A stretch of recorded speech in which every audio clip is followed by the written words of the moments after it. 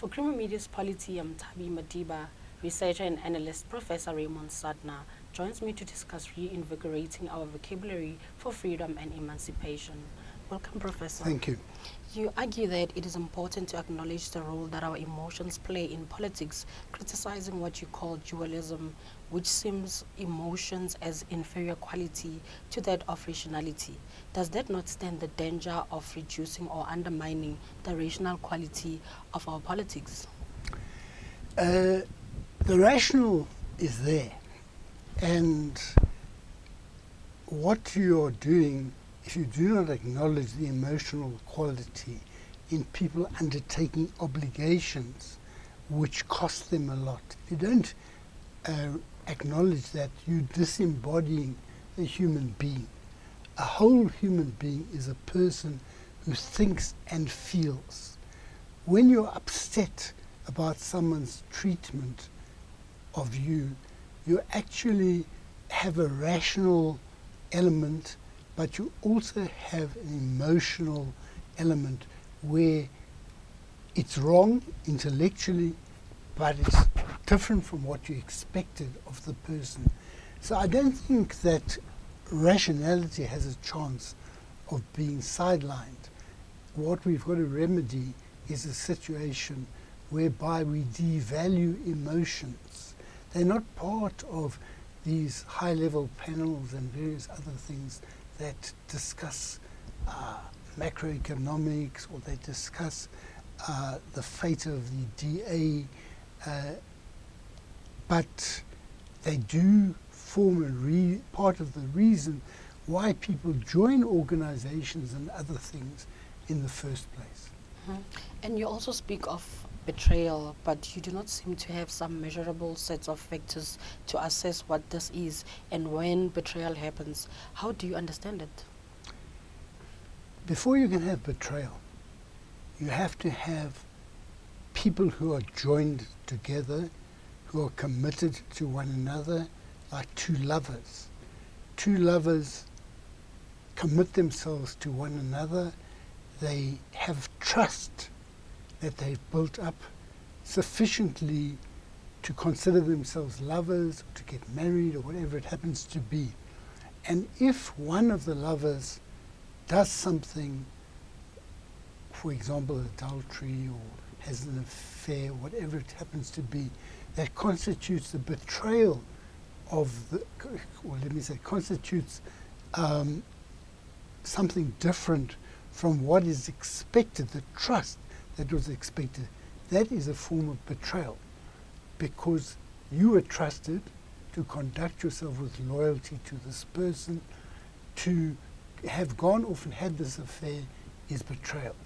Now, in politics, when the ANC was unbanned in 1990, it had very high prestige, because it was seen by the majority of the people of South Africa as representing representing the values, the needs, the interests of the poor. When it stole money from the state, when its leaders diverted funds for Nkandla and similar things, what it really was doing was stealing from the poor. And stealing from the poor is to break the connection that it had with the poor, and that's what betrayal means. It's a breach of trust. It's a rupturing of what joins you to these others. Mm-hmm. And in applying the combination of emotional and rational decisions, what does it mean to undertake a moral obligation or a commitment in the politics of struggle and today? I think that it means, first of all, that you understand what you're undertaking, that you understand that you have seen in the period of the struggle that these things are happening to black people.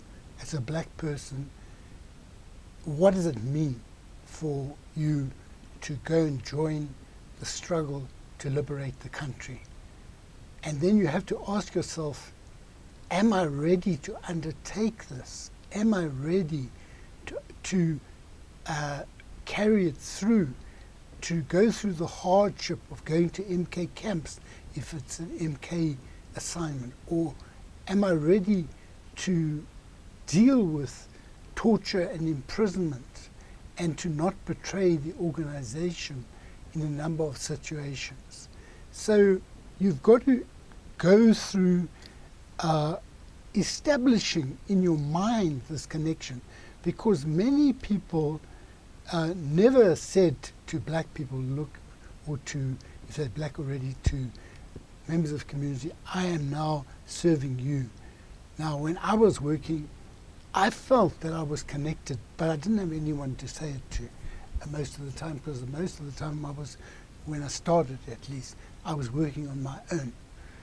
Now, it's different, let's say, in a period of legality, like the UDF was a legal organization, the ANC was legal in the 50s, and now it is legal.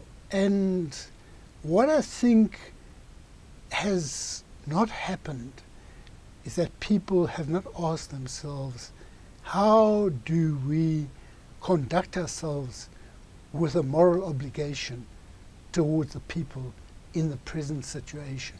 They've not asked themselves, or the organization has not asked themselves, to make a commitment.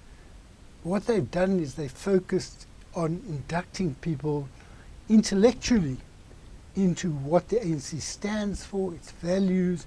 DA probably does the same thing as well. And when I was in political education, we focused on, this is the history of the ANC, this is strategy and tactics, this is the way they treated the rural areas, this is the way we want to treat the rural areas. So we didn't go through what it meant to commit yourself in the sense that I'm talking about here. That is why I'm calling it renewing our vocabulary for freedom, because I, as the author, when I was in position to influence that, even though I in my own life had made certain moral commitments, I didn't introduce it in that way. I think when people went underground and when I was involved in some forms of recruitment, I would say to them, are you sure you're ready? Are you sure you... Well, it's famous with Chris Hani that when people were about to cross the border to infiltrate, he would call them aside and say, are you sure you're ready? Have you got no unfinished business here? Because he didn't want people to find on the other side that they had problems that would lead them to betray the struggle, or that they were just not ready for other psychological reasons. So some people did, like Chris Hani then, or in that time of struggle, became very important to have people ready to face danger, hardship, pain, all sorts of things. Thank you, Professor. Thank you. That was Professor Raymond Suttner speaking to Creamer Media's Polity about reinvigorating our vocabulary for freedom and emancipation.